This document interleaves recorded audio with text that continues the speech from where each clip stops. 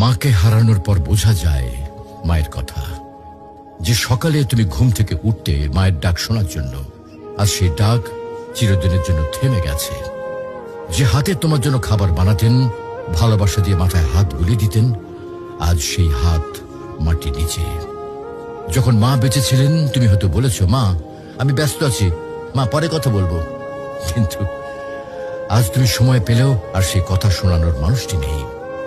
আজ তুমি চাইলে আর মাকে ফোন করে বলতে পারবে না, মা আমি পৌঁছে গেছি।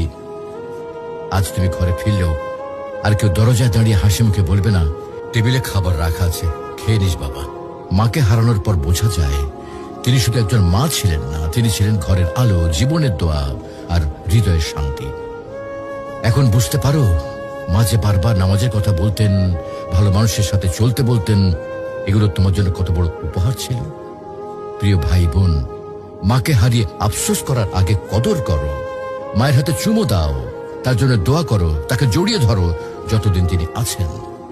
কারণ হয়তো একদিন তুমি শুধু বসে বসে কাঁদবে আর মনে পড়বে, ইস যদি মাকে আরেকবার জড়িয়ে ধরতে পারতাম।